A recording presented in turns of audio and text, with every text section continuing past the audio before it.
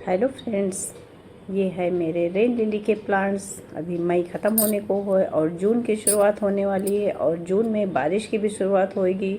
मतलब कि in plants के खिलने का समय आ गया। बारिश होते ही ये प्लांट्स खिल जाते हैं और बहुत सुंदर आपके गार्डन में दिखते हैं फ्रेंड्स। तो मेरे पास मेरे टेरेस पे रेन लिली के कुछ प्लांट्स हैं जो कि कुछ लोहे के पॉट्स में हैं, कुछ मिट्टी में हैं और कुछ सीमेंट में है, साथ ही प्लास्टिक के डिब्बे में भी एक है। मतलब कई मेरे पास रेन लिली के प्लांट्स हैं जिसमें कलर तो सिर्फ दो ही हैं। ये है वाइट कलर का, इसकी लीव्स थोड़ी अलग होती है और ये चपटी सी जो होती हैं ये पिंक कलर में है फ्रेंड्स। तो दो कलर में मेरे पास रेन लिली है। और जो ये लोहे के पार्ट्स में रखा हुआ है ये फ्रेंड्स, ये तसले कहे जाते हैं। जो जब घर बनता है तो उस समय ये यूज़ होते हैं। तो उसी को उन्हीं दो पॉट्स में मैंने लगा दिया था। तो जिसमें से कि एक जो पॉट है लोहे का, वो तसला वो बिल्कुल ख़राब हो गया है फ्रेंड्स, नीचे से टूट टूट के गिर रहा है। तो इनको रिपोर्ट भी करना होगा और बारिश होने वाली है, मतलब इनके खिलने का समय आने वाला है। तो उससे पहले ही मुझे ये काम करना पड़ेगा friends.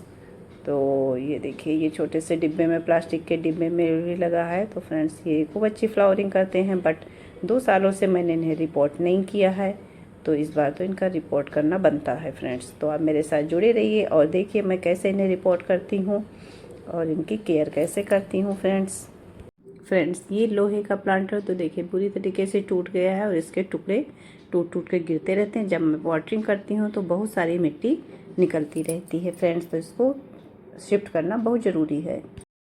Hello friends, welcome back to my channel Preeti's world में आपका स्वागत है। आपके अपने चैनल में आपका बहुत बहुत स्वागत है फ्रेंड्स ये देखिए, मैं रेन लिली के 2 प्लांट ले आई हूँ अपने बालकनी में। यहाँ कवर्ड एरिया है, ऊपर तो बहुत धूप है, इसलिए मैं इन्हें यहीं पे रिपोर्ट करूँगी। अभी मैं सिर्फ 2 ही लाई हूँ क्योंकि ये जो प्लांटर ख़राब हो रहे हैं उन्हीं को लाई हूँ, क्योंकि इस समय गर्मी बहुत शुरू हो गई है। तो मैं और सभी को मैं रिपोर्ट नहीं करी। देखिए इसके टुकड़े, ये जो आयरन के टुकड़े गिर रहे हैं टूट टूट के, तो मतलब इसे रिपोर्ट करना ज़रूरी है फ्रेंड्स ये जो टूटे हुए टुकड़े हैं ये ख़राब नहीं हैं, इन्हें हम रखेंगे संभाल के। और हमारे जिन प्लांट्स में आयरन की कमी होगी उसमें इनके छोटे छोटे टुकड़े करके मिट्टी में दबा देंगे, तो हमारे प्लांट्स में आयरन की कमी को पूरा करेंगे ये टुकड़े।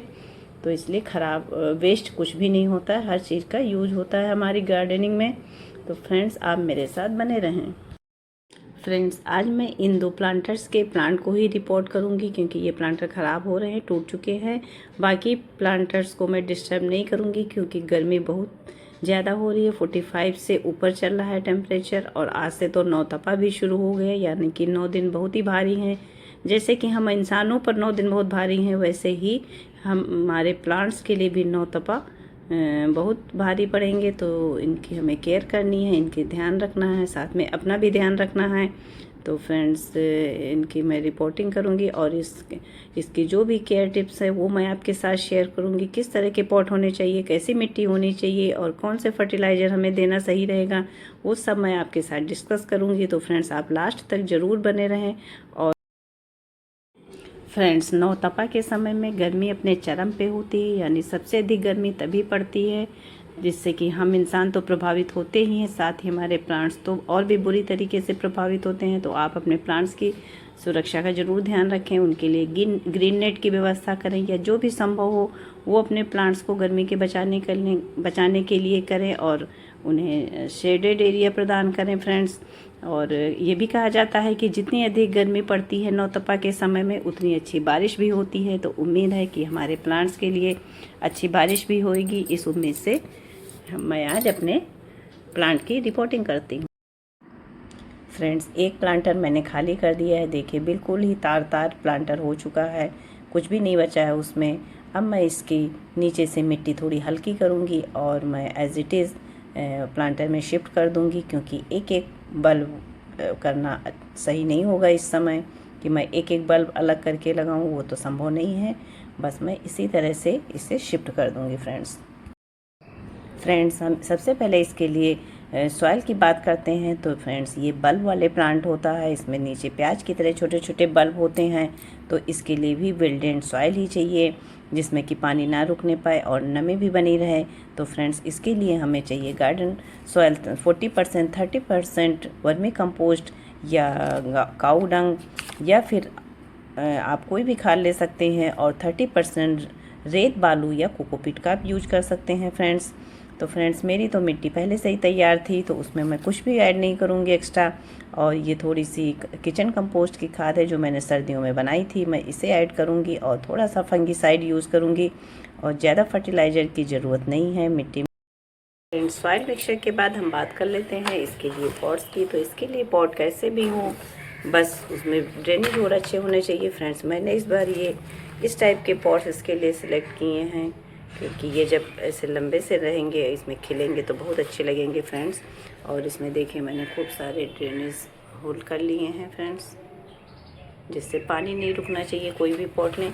इसके लिए ज़्यादा गहराई वाले नहीं, अगर चौड़े में होते हैं पॉट तो ज़्यादा सही रहते हैं, क्योंकि इसके बल्ब बनते रहते हैं तो फिर उसमें आसानी रहती है बल्ब ग्रो होने में, नए नए बल्ब ग्रो होते रहते हैं। तो फ्रेंड्स ये मैंने इस तरह के 2 पॉट्स लिए हैं फ्रेंड्स। इस तरह मैंने पत्तियाँ क्रश करके डाल दिया है, पूरी तरह से अच्छे से दबा दिया। अब मैं इसको सॉइल डालूँगी फ्रेंड्स। मैंने प्लांटर में ढेर सारी सूखी पत्तियों को क्रश करके डाला है, इससे ये धीरे धीरे कंपोस्ट हो जाएगी उसी में, और हमारा प्लांटर भी हल्का रहेगा, मिट्टी का भी हमें कम यूज़ करना पड़ेगा फ्रेंड्स। प्लांटर मैंने तैयार कर लिए हैं, अब मैं इनको डिवाइड करके इसमें डालूँगी फ्रेंड्स। अलग अलग एक एक पीस तो नहीं करूँगी, पर मैं छोटे छोटे पीसेस में करके इन्हें इसमें शिफ्ट करूँगी। देखिए फ्रेंड्स इसे मैं किस तरह से निकालूँ।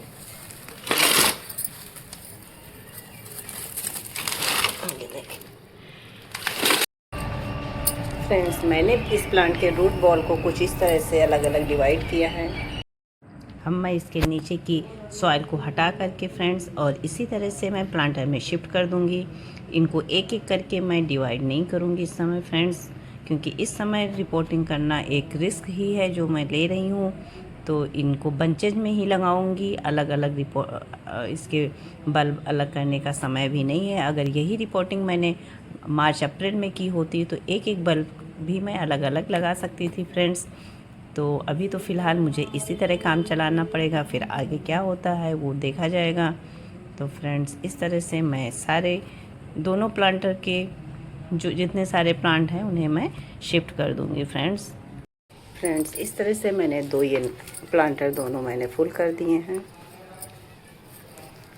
फ्रेंड्स। लोकेशन की बात करें तो अभी मैंने इन्हें शिफ्ट किया है, अभी इन्हें वाटरिंग करके मैं इन्हें छाया वाले स्थान पे ही रखूँगी। उसके बाद 2-4 दिनों के बाद मैं इन्हें धूप में रखूँगी फ्रेंड्स। इन्हें 4 से 5 घंटे की धूप चाहिए, बहुत तेज़ धूप इनकी पत्तियों को झुलसा सकती है, तो बहुत तेज़ धूप से थोड़ा सा बचाना पड़ेगा। बाकी इनको धूप इनके लिए अच्छी होती है, और जब बारिश होती है तो उसी से इन्हें पोषक तत्व मिलते हैं और ये तुरंत ही फ्लावरिंग करने लगते हैं फ्रेंड्स।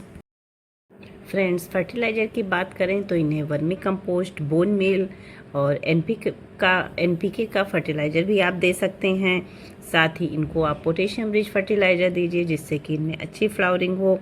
इसके लिए बनाना पील को सुखाकर उसका पाउडर बनाकर हम इनके प्लांट्स में दे सकते हैं फ्रेंड्स। और अभी तो इन्हें फर्टिलाइज़र ज़्यादा नहीं देना चाहिए फ्रेंड्स। रिपोर्टिंग करने के बाद अच्छी तरीके से पहली बार पानी दे देना चाहिए, जिससे पानी इनकी जड़ों को गीला करते हुए बाहर निकल जाए। तो खूब अच्छे से हम इसमें पानी दे देते हैं फ्रेंड्स, और उसके बाद इन्हें हमें थोड़ी छायादार स्थान पर कुछ दिनों के लिए शिफ्ट करना होगा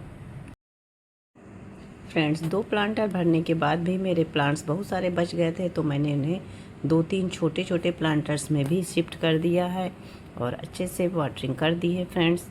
ये फ्रेंड्स बल्ब के द्वारा बल्ब इनके बहुत तेज़ी से बढ़ते हैं, और उसके बावजूद भी देखिए फ्रेंड्स और भी बच गए हुए हैं थोड़े प्लांट, वो मैं बाद में देखती हूँ, मुझे कहीं शिफ्ट करना होगा उन्हें। फ्रेंड्स आपको मेरी वीडियो कैसी लगी? मैंने जो भी रेन लिली के बारे में इन्फॉर्मेशन आपसे शेयर की, अगर आपको पसंद आई हो तो प्लीज़ लाइक, शेयर और कमेंट करें। और फ्रेंड्स भविष्य में और भी इस तरह की वीडियोस देखने के लिए प्लीज़ सब्सक्राइब करें फ्रेंड्स। और मेरे साथ इतनी देर तक बने रहने के लिए फ्रेंड्स आपका बहुत बहुत धन्यवाद।